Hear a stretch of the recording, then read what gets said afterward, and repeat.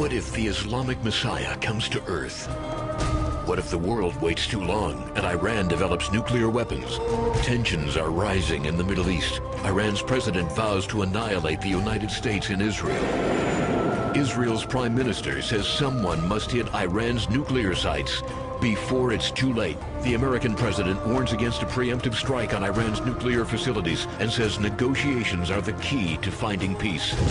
And amid it all, rumors are swirling throughout the region of a mysterious religious cleric claiming to be the Islamic Messiah known as the Mahdi. Word of his miracles, healing, signs, and wonders are spreading like wildfire. Read the riveting story of CIA operative David Chirazi, who was born for this moment. He is recruited and sent into Tehran with one objective: use all means necessary to disrupt Iran's nuclear weapons program without leaving American fingerprints and without triggering an apocalyptic new war. But time is running out. Hold on to your seat. The twists and turns never stop coming. Wow. It's called The 12th Imam. The author, Joel Rosenberg's here with it. Joel, tremendous writing. Thank you. It's good to be with you, Pat. This is a series. You stopped and the president just called this guy, and you think, what's going to happen next? You say, well, tune in. You're going to sell me another book.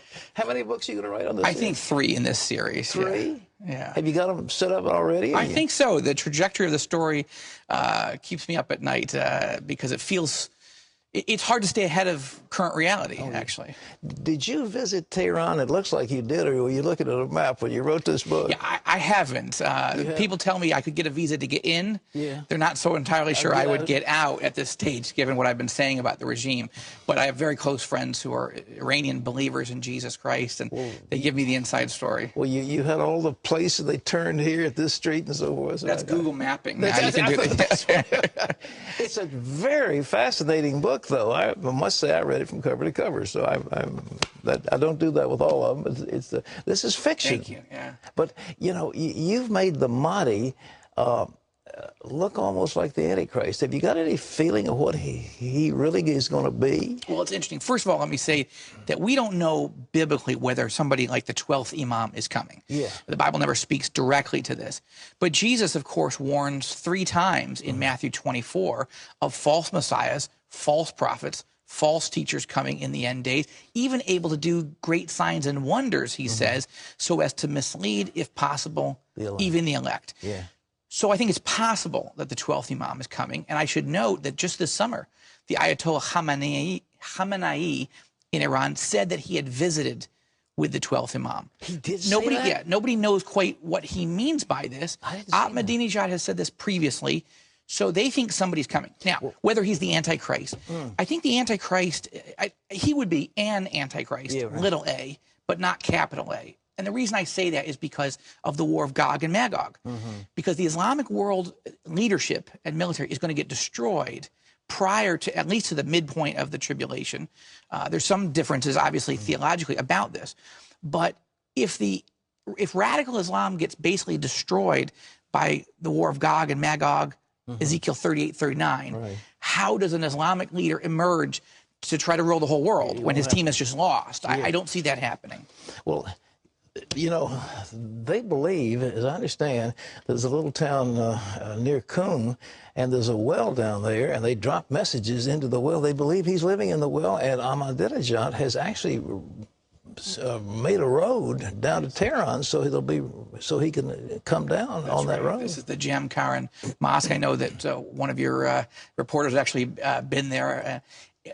However, it's interesting because there are different views within Shia Islam. Remember, this is not all Islam. It's not even all Shia Islam. It's a cult, an apocalyptic, genocidal death cult within Iran, within Shia Islam, that was considered was actually banned in 1983 by the Ayatollah Khomeini. Oh, I didn't know now, that. when you're banned by Khomeini as being too crazy, you're really beyond the pale, right? Yeah. But they are now in charge of the government. And they differ between, some people say the 12th Imam will emerge in Iran at the Jamkaran Mosque. Others say, no, he will emerge in Mecca or Medina or in Iraq. Ultimately, Shia 12ers believe that the 12th Imam will rule the world from Iraq, not from Iran, but they still support him. And we are getting to the point where these leaders are trying to build nuclear weapons today. The biggest thing that is scary is that people like Ahmadinejad feel that there's got to be chaos before this imam shows up, and they want to create the chaos. That's right. With the bomb. That's right. And this is understanding the eschatology, the end times theology of Iran's leadership is more important right now than trying to understand their political ideology. But this is where the United States government, the president, and others are going wrong, because they think that if you sit down and have a caramel macchiato in Brussels or Vienna or New York with these leaders, that maybe you can find something to give to them. But they believe their Messiah is coming, and they believe they need to destroy Israel. They call the little Satan, and the United States, the great Satan, and then the Mahdi will come. Well, you don't reason people out of something as deeply held as that. You can't argue with them. Well, you know, part of your book is interesting is that you've got the leaders of the CIA and others who are dismissing the reports coming from the scene, from their man on the scene, because they just say this is religious foolishness. Let's go on to something else. I think there's a weakness within our U.S. political and intelligence world where it's so secular that they don't understand religious thinking. Now, you know, as a believer in Jesus Christ, from a Jewish side, I believe the Messiah is coming. I believe we're living in the end of days. Right. I believe we're supposed to live differently. The difference between me and Ahmadinejad, who is a true believer in my view, but he believes you're supposed to kill millions and millions of people, and then the end shall come. Jesus said in Matthew 24:14, this gospel of the kingdom shall be preached in the whole world as testimony to all nations. Then the end shall come.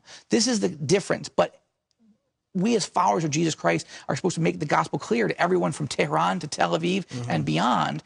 And this is our mission at this moment. And I hope the novel in some ways stirs up believers, yes, to be concerned about Iran and the nuclear program, but to reach the Middle East with the gospel, as well as show in real and practical ways the love of Christians, food, clothing, medical supplies, you know, what we do through the Joshua Fund, what you guys do through Operation Blessing. This is an important moment for these types of activities. Do you think... it's not clear in this book, but do you think Israel is going to have to make a preemptive strike? Well, I spoke to a senior Israeli official about 2 weeks ago now. He said, look, the prime minister is going to give it till the end of this year to early next year to assess, is the diplomacy working? Are the sanctions working? Are covert operations, this worm that's going into computers in Iran, or... is it working? Did Israel do the worm? They haven't acknowledged it. I hope they. I hope we have done it. I hope they have done it. Somebody's obviously behind it. I think that the prime minister is doing everything he can not to go to war and using covert means and other things. But we're getting very, very close. I mean, I hope. Look, when we pray for the peace of Jerusalem, I think God has been answering.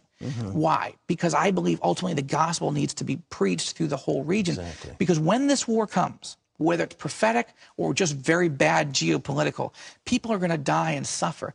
And Jesus Christ doesn't want this to happen. He wants people to come to him in faith before these events. Well, but time is running out, I believe. People die, but there's going to be an incredible, the spike of the price of oil will just be astronomical.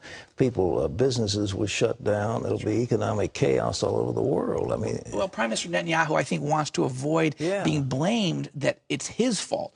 Now, that's the thing. Iran builds weapons, claims to want to throw, or destroy all Jews, all Christians, all infidels.